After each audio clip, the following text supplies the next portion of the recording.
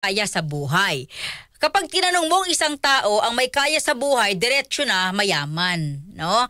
Anong stand ng CEGP bilang mag-aaral sa isyung ito? Actually, Ma'am Lourdes, we've seen this kind of logic before even the passage of the Universal Access to Quality Tertiary Education Act o yung pinanalo ng mga kabataan na free higher education. Meron ng mga inilalabi ng mga iba't ibang mga mambabatas, lalo na yung sa University of the Philippines na Socialized Tuition and Financial Assistance Program o yung STS. Ibig sabihin lamang niya na ang makakapag-atim lamang ng free higher education ay yung mga kabataan na nasa may laylayan, habang ang mga kabataan naman na may kaya ay sila ay subjected para magbayad ng free tuition at ayun magbayad ng tuition at gayon din kay mahal na tuition, instead na lahatan ng mga kabataan ay mayroong libreng edukasyon na tatamasa. Itong usapin ng opt-out schemes at yung binabanggit ni Bam Aquino na voluntarily na magbayad na lamang ang mga may kaya ng tuition kahit sa mga state universities. Tumatakas lamang din yung education system natin itself. Tumatakas siya doon sa kakayanan talaga dapat ng isang edukasyon na libre at abot kamay yung pagbabayad ng pag-aaral natin. Tumatakas siya sa pananagutan ng kumukonti na yung mga classrooms natin, kumukonti din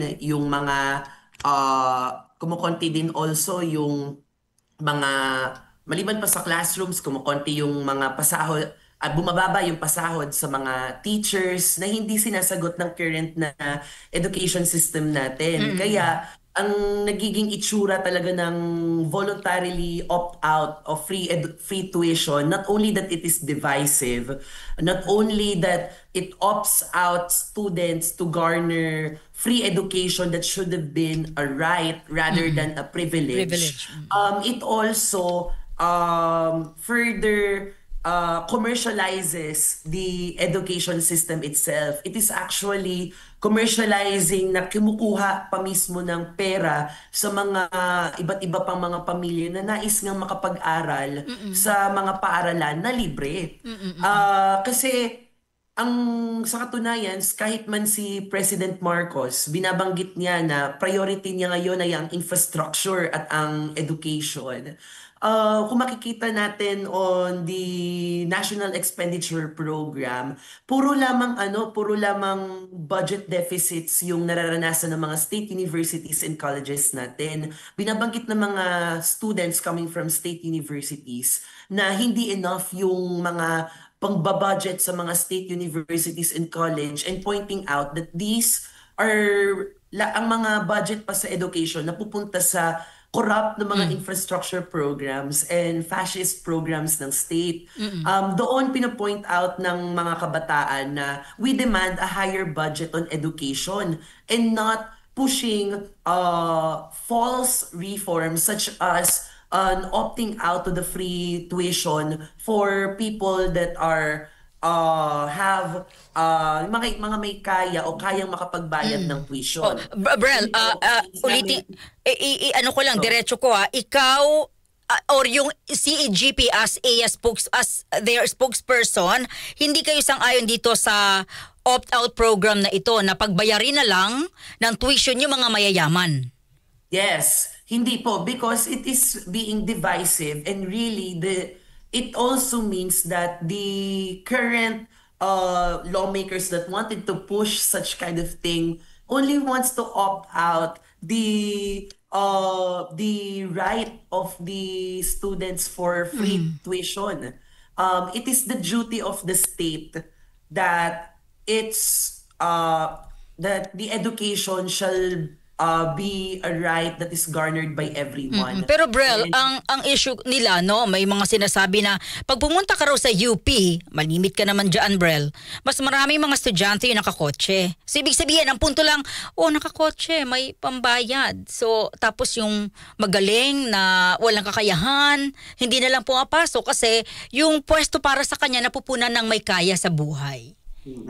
Eh di, kasi given of that kind of condition parang ang nangyayari, di ba, parang it's usually given to state universities, People's University of the Philippines for PUP, University of the People for the UP, kasi ang karaniwang brand sa kanya, ang pinag-aaral dyan, mga anak ng mga magsasaka, anak ng mga manggagawa. Katulad ko din na anak din ako ng mga manggagawa.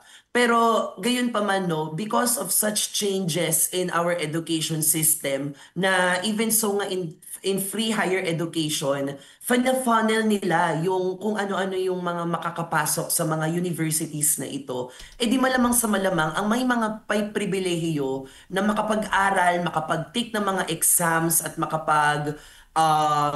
makapagkaroon ng mga trainings para lamang magkapasa sa mga prestigyosong exam tulad na lamang ng UP at PUP. Sila malamang ang makakapasok sa mga paaralan tulad na lamang ng state use tulad ng UP at PUP. At marami pang iba pang mga state universities. So ibig sabihin, talaga na magkakaroon talaga ng division mula pa lamang doon sa iskema rin ng pagkakaroon ng mga eksaminasyon para sa pagpasok ng mga estudyante sa loob ng mga paaralan. Imagine na our state universities and colleges, they brag about the increasing population of our universities. But then there goes the question na if it really does accept all of the students coming from different classes. Even so, yung mga anak mula sa mga laylayan. Yan yung kine-question natin, lalo na sa sistema ng edukasyon natin. Brel, hindi ba kayo nakaramdam ng pag-betrayed, no, ni Senador Bam na may ganito siyang after na pinagtatanggol at pinagmalaki nga, free education. Tapos ngayon, may biglang, break muna tayo. Baka pwedeng imikaya, wag ng free. Actually, for me, I believe that it's expected coming from Senator Bam Aquino. While we acknowledge that he is the one that also pushed for free higher education, but then we must also celebrate that it comes through the people's clamor for free education. But then, as free higher education has passed into law, we must still discern of its effects, especially of how it is still divisive, how still na hindi nito ginagarner talaga as a right, at ang baba ng pondo para sa edukasyon. Doon kami nalulungkot, and at the same time, as people na concerned na on and fighting for genuine, accessible, and quality education, we must also be critical of our lawmakers that are pushing reforms on education if it really solves the systemic problem of our education system. Our current education system is repressive. Ang daming mga kabataan na hindi pinagsasalita tungkol sa education. Ang daming mga kabataan na yung mga state use, ang daming private and public mga partnerships na ginagaod na further nagko-commercialize ang ating schools, further na tinataas nito yung pag-tuition sa mga estudyante. And then, yun, kailangan talaga ng state na mag-prioritize talaga sa education, mag-increase ng budget nito, at talagang makita ito mula sa ground. Brel, libre ang edukasyon. Namimihasa kasi daw, no, opinion din ng iba, yung ilan na dahil libre ang edukasyon sa kaligitnaan ng pag-aaral, mag-jaunties, mag-aasawa. No, I mean, Brel, no, sa kabataan, alam mo to, pag-aaralin ka ng libre ng gobyerno. Tapos in the middle ng pag-aaral mo, mag-aasawa. So hindi ba nalugi yung gobyerno, Brel? Alam niyo, sa ibang bansa, alam mo to, ang mahal-mahal ng edukasyon. That's why ang daming mga exchange students dito sa Pilipinas, sa Manila at dyan sa Davao. Nawala si Brel. Hello, Brel? Ay, nawala. Babalikan na lang natin mamaya si Brel. Brel, sorry, nawala ka. Oo. Siguro sa signal, ano? Brel, pasensya ka na. Mababalikan ka na. Hi, Brel. Oh, yun. Sorry. Narinig mo yung tanong ko, Brel, di ba? Kanina sabi ko... Paulit na lamang po. Ito na, dito. Sige, sa huling tanong ko, Brel. Kasi ito rin yung punto ng ilan, no? Pag-aaralin ka ng gobyerno. In the middle of your, alam mo na, dream, mag-aasawa. So, Brel, nalugi ang gobyerno. Di ba merong pang punto na bayaran mo yung pinag-aral sa'yo ng gobyerno kasi nag-asawa ka. So, I mean, baka ito rin yung possible na isa rin sigurong tingnan para hindi nasasayang yung edukasyon sa Pilipinas, free education. Ako sa tingin ko po, ma'am, na kinakailangan talaga ng state na i-recognize na duty talaga ng state na ibigay ang edukasyon bilang karapatan.